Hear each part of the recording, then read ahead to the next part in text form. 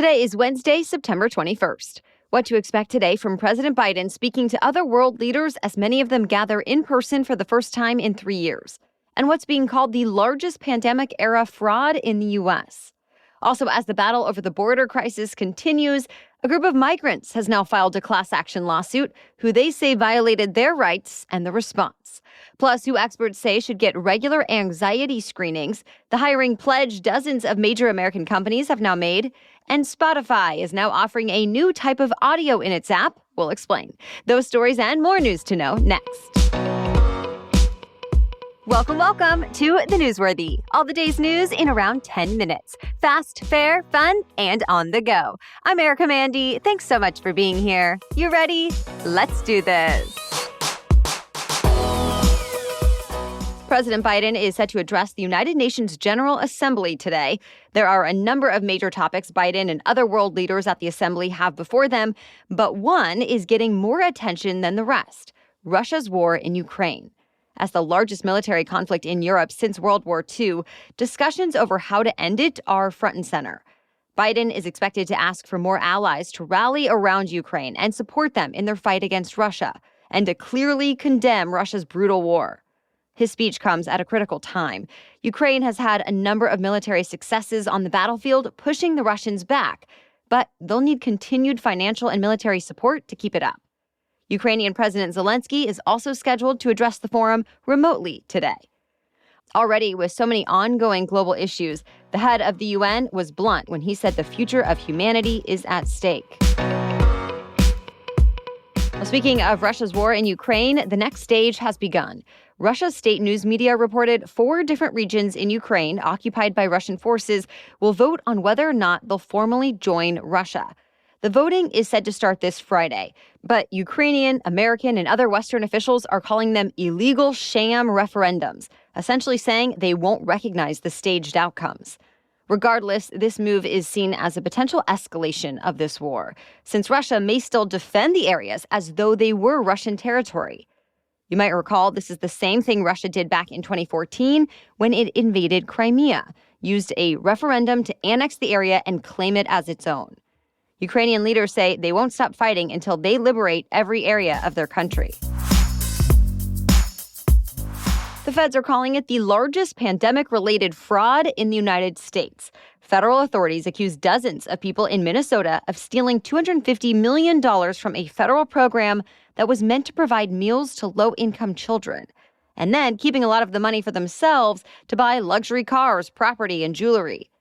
Prosecutors charged 47 people in Minnesota with conspiracy, bribery, wire fraud, paying and getting illegal kickbacks, and more. They say they helped to create companies that claim to offer food to thousands of children across Minnesota. But even after getting reimbursed from the federal government's food nutrition programs, they did not serve most of those meals. Many of the companies were sponsored by a nonprofit called Feeding Our Future, while the founder and executive director's attorney said he still needs to review the indictment more, but that the accusation does not mean she's really guilty. During the pandemic, some of the typical requirements for these federal nutrition programs were waived to allow more organizations to take part. There's now a class action lawsuit against Florida Governor Ron DeSantis.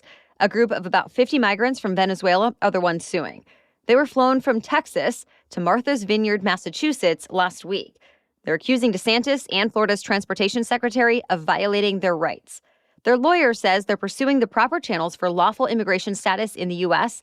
and boarded the planes because of promises of jobs, housing, and other types of support to help them, but that none of that was waiting for them. Officials in Martha's Vineyard say no one even told them the migrants were coming. So now they're claiming in a federal court they were relocated through lies, violating their 4th Amendment and 14th Amendment rights along with the Civil Rights Act. Meanwhile, a Texas sheriff is launching a criminal investigation into the same incident, which started in his county, saying the migrants were exploited and lured to travel under false pretenses of a better life. A spokeswoman for the Florida governor, though, has responded to both of these, saying the relocations were voluntary. She said Florida gave migrants the opportunity to, quote, seek greener pastures in a sanctuary jurisdiction, referring to areas where local officials might not do as much to enforce federal immigration laws. Remember, DeSantis, along with the governors in Texas and Arizona, have been sending planes and buses filled with people who cross the border to parts of the country controlled by Democrats. They say they're doing it to raise awareness about the immigration problem at the southern border, while critics have been saying they're using people already dealing with hardship in a political game. To be continued. Hurricane Fiona is now the first major hurricane of the 2022 Atlantic season, meaning it's rated as a Category 3 storm or higher. Bermuda is in its crosshairs next and could be impacted tomorrow. But as you know, the storm already slammed Puerto Rico, the Dominican Republic, and Turks and Caicos. Altogether, the storm has killed at least 5 people across the Caribbean. It's left 80% of Puerto Rico without power, many without water, still, days after the storm made landfall. It's also left more than 1 million people without running water in the Dominican Republic. And the full extent of the impact on the Turks and Caicos Islands at this point is not yet clear. In Puerto Rico, though, the governor said a large portion of the population should hopefully have power back on by late tonight. But it'll take longer in the southern part of the U.S. territory because of the extensive damage. The head of FEMA visited the island yesterday and plans to send extra personnel to help the local response and recovery efforts. If you want to help, we've put a link in today's episode notes on thenewsworthy.com with some good ideas for where you can donate. More news still ahead, but first, a quick break for our sponsor. Instead of spending hours on multiple job sites searching for candidates with the right skills, Indeed is a powerful hiring partner that can help you do it all. Find great talent faster through time-saving tools like Indeed Instant Match, assessments, and virtual interviews. So with Indeed Assessments, you can select for the skills that matter to you the most. Add from a selection of over 100 hard and soft skills tests to your job post and home in on the right candidates with the right skills faster. Even better, Indeed's the only job site where you only pay for applications that meet your must-have requirements. Plus, when you sponsor an Indeed post in the U.S., you're said to be 3 times more likely to get a hire, according to Indeed data. Join more than 3 million businesses worldwide that use Indeed to hire great talent fast. Start hiring now with a $75 sponsored job credit to upgrade your job post at Indeed.com/newsworthy. Offer good for a limited time. Claim your $75 credit now at Indeed.com/newsworthy. Indeed.com/newsworthy. Terms and conditions apply. Need to hire? You need Indeed. For the first time, an influential group of medical experts is recommending routine screenings for anxiety. They say this should happen for all adults under 65 years old, regardless of whether they have symptoms. It's meant to make sure primary care doctors recognize early signs of anxiety, which can sometimes go undetected for years. The guidance is from the government-backed U.S. Preventive Services Task Force. Its suggestions can impact not only doctors' actions, but also what health insurance companies are willing to cover. Anxiety disorders affect at least 40% of women and 25% of men at some point in their lives. At this point, this is just a recommendation and is open to public comment until next month, but it's not expected to change much. In other health news, there's growing concern about how prevalent STDs are becoming. Newly released CDC data shows a spike in syphilis last year, with the biggest jump seen year over year in more than 7 decades. The number of cases of HIV, gonorrhea, and chlamydia all increased as well. A CDC official told Politico, underfunding is to blame, which leads to a lack of screening, treatment, and other services, and that multiple impacts from the pandemic contributed as well. There is a critical test today that will help determine when NASA's most powerful rocket might head for the moon. Today will essentially be a test to check for fuel leaks. As a reminder, this will be the first part of a mission to put astronauts back on the moon. But NASA has already dealt with 2 last-minute launch failures.